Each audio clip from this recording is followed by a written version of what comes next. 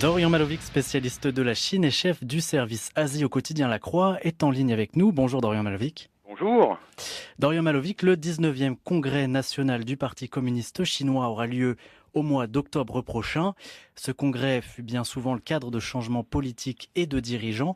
Que laisse transparaître Dorian Malovic la préparation de ce 19e congrès au niveau politique? Alors, Jean-Baptiste, c'est le grand événement de cette année en Chine, c'est ce 19e congrès du parti qui aura lieu à partir du 18 octobre pour au moins une semaine. Mhm, Il s'agit du rendez-vous politique 5 ans après l'arrivée de Xi Jinping au pouvoir.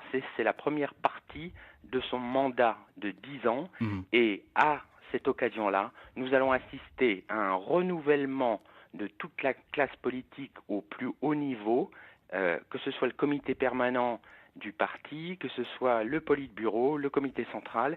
Et là, on va probablement voir se dessiner un deuxième mandat de Xi Jinping et on va mhm, voir qui va monter. Pour vous dire toute la vérité, en dépit de tous les journaux que je peux lire, très peu de gens savent ce qui va se passer, mhm. bien que tout soit déjà pratiquement réglé à l'intérieur, dans les coulisses de Zhongnanhai, qui est le lieu où vivent les grands leaders chinois. Mhm. Et ce congrès, forcément, a des conséquences sur toute la société chinoise.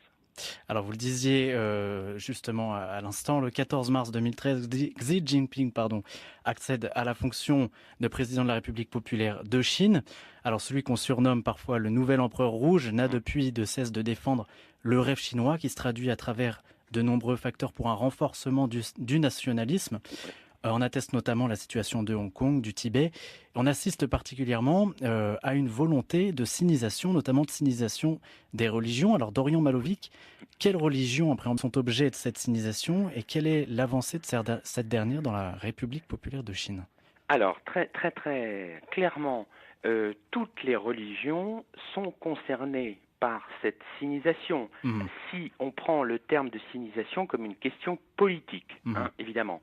Maintenant, si on prend le terme de sinisation en termes d'inculturation, en termes de culture, évidemment, la religion chrétienne, les catholiques sont visés en premier lieu, mhm, et la religion musulmane également au même titre, parce que ce sont deux religions qui sont considérées comme des religions qui viennent de l'étranger. mhm, Et donc cette idée, ce grand plan qui est déjà en place depuis plusieurs mois de sinisation, c'est un terme relativement étonnant, c'est-à-dire comment siniser, c'est-à-dire comment ces religions doivent s'intégrer dans la culture chinoise, mais mhm. surtout dans le schéma politique chinois qui ne peut accepter, l'autonomie des religions, Mhm. quelles qu'elles soient. Mhm.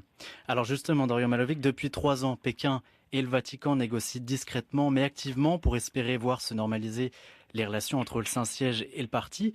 Dorian Malovic, Oui. comment ont progressé ces échanges, et a-t-on espoir de voir justement dans ce contexte s'ouvrir l'Église chinoise vers plus de liberté d'action?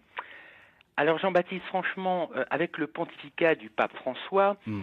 qui n'a jamais fait mystère de son désir de se rendre un jour prochain en Chine continentale, évidemment, c'est un jésuite, héritier de Saint François Xavier, enfin c'est du Matteo Ricci, donc il Mhm. y a un lien spécifique. On aurait pu penser qu'avec Xi Jinping, au départ, les deux leaders finalement convenaient. On s'est dit si ça devait arriver un jour, ça pourrait arriver à ce moment-là. Mhm. Et on commence à voir encore les contours d'une négociation qui dure maintenant depuis 3 ans. Évidemment, la patience du Vatican est éternelle. Ils Mhm. savent qu'il faut de la patience, mais on voit que ces négociations, elles ont lieu déjà. On peut dire que c'est déjà quelque chose, mais qu'il y a un raidissement, qu'il y a des limites, qu'il y a des obstacles qui sont sans cesse mis sur le chemin d'une réconciliation, Mhm. d'une normalisation des relations. Mhm. Alors, évidemment, ça concerne avant tout la nomination des évêques. C'est le point d'achoppement, c'est-à-dire Pékin veut siniser, comme on l'a dit tout à l'heure, Mhm. c'est-à-dire, entre autres, ça veut dire les églises doivent être autonomes au sein de la Chine et respecter les lois chinoises, Mhm. c'est-à-dire qu'on ne va pas autoriser la liberté totale des religions.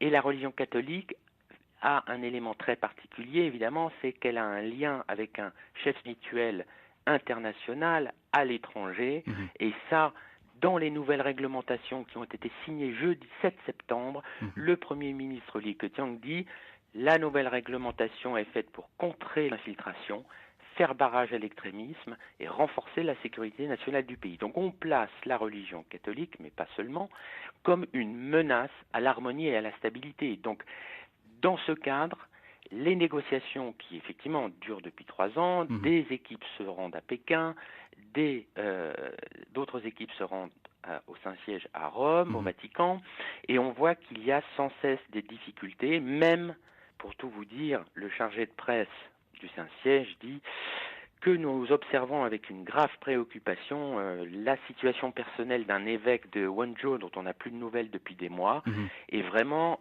il y a d'autres épisodes de ce genre-là qui ne favorisent pas finalement le rapprochement et l'entente entre Pékin et Rome.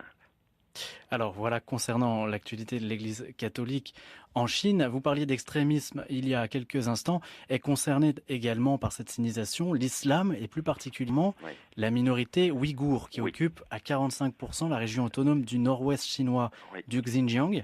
Dorian Malovic, qu'en est-il de la liberté religieuse de cette minorité? Alors, là encore, on replace l'islam dans le contexte national. Vous avez à peu près 24 millions de musulmans globalement dans toute la Chine, et vous avez évidemment au Xinjiang, qui est la région autonome du Xinjiang, où il y en a 45% de Ouïghours, c'est des musulmans sunnites, qui, jusqu'à il y a quelques années, vivaient paisiblement, mais avec la montée du terrorisme international au Proche-Orient, aux États-Unis, en Europe, la Chine a décidé de porter des coups très durs à l'éventuelle infiltration de terroristes, selon leurs termes, sur le territoire chinois. Et évidemment, la minorité ouïghour est en première ciblée, puisque c'est la communauté musulmane la plus nombreuse, la plus importante en Chine. Et autant dire que les nouvelles réglementations qui sont en place depuis maintenant plusieurs années, ça fait pratiquement 10 ans, mettent le Xinjiang dans une situation de militarisation permanente. Vous n'avez jamais eu une concentration aussi importante de police et de militaires dans le Xinjiang. Les routes sont contrôlées et vous avez évidemment des réglementations absolument très très très strictes sur les Ouïghours, que ce soit dans leur pratique, que ce soit dans l'enseignement, ou que ce soit même dans leur façon de pratiquer leur religion, par exemple pour le ramadan. Eh bien, merci Dorian Malovic. Je rappelle pour les auditeurs que vous êtes chef du service Asie au quotidien La Croix et spécialiste de la Chine.